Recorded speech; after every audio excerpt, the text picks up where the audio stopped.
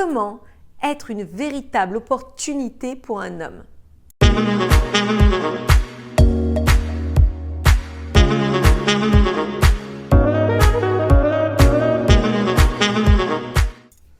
Bonjour et bienvenue dans cette nouvelle vidéo, toujours destinée à améliorer ta vie de femme, la transcender et accéder au meilleur. Ici Samantha Porpiglia, ton experte en relations amoureuses et en développement personnel, toujours pour vous apporter du plus dans votre vie, réussir à ce que vous puissiez devenir des femmes optimales, des femmes qui réussissent dans toutes les sphères de votre vie.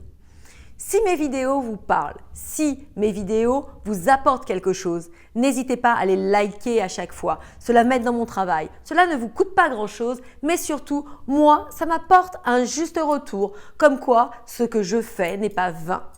Mais sans plus tarder, rentrons dans le vif du sujet. Comment faire pour que l'homme que vous aimez réalise que vous êtes une véritable opportunité pour lui? Quand on regarde la définition dans le dictionnaire, on s'aperçoit que opportunité, c'est quelque chose d'idéal, c'est quelque chose qui convient véritablement. Il arrive un moment dans les relations amoureuses où l'un des deux partenaires va se poser des questions, à savoir s'il reste avec la personne ou pas. Il est bien évident qu'on ne peut jamais garantir la pérennité d'une relation, mais on peut faire en sorte que cela marche. On peut faire en sorte que cela fonctionne et surtout montrer à l'autre qu'on est une opportunité pour lui, pour sa vie. Comme je dis souvent, les choses se gagnent au jour le jour. Les choses se gagnent par des petites actions. Il en va de même pour les relations amoureuses. Donc premièrement, cherchez à vous améliorer. Je sais que c'est difficile, je sais que cela nous pousse à sortir de notre zone de confort, à sortir de nos habitudes, à sortir de ce que l'on fait tous les jours. Mais essayez de voir, à l'heure actuelle, quelles seraient les choses que vous pourriez améliorer. Je ne sais pas, par exemple, ça peut être le fait d'être moins bordélique. Ça peut être le fait de créer de nouvelles surprises dans votre vie, de créer de nouvelles surprises pour votre compagnon. Cassez-vous la tête. Faites en sorte de gagner en courage, en dextérité, de vous pousser un petit peu plus tous les jours. Car vous allez être satisfaite de vous. Vous allez être heureuse en soi d'avoir franchi ce cap, d'avoir fait cet effort et ce sera gagnant-gagnant car votre partenaire sera reconnaissant que vous ayez fait cet effort pour lui, pour vous deux. Deuxième point, soyez véritablement consciente de votre valeur. Sachez savoir qu'est-ce que vous apportez concrètement à l'autre. Car la plupart du temps, lorsque l'on est dans une relation, qu'on se retrouve malheureuse, on va se dire « oui, tu vois, il n'a pas fait ceci, il n'a pas fait cela, il ne me donne pas ci, il n'est pas comme ça avec moi, il ne fait pas ci. » Mais on ne se remet pas en question.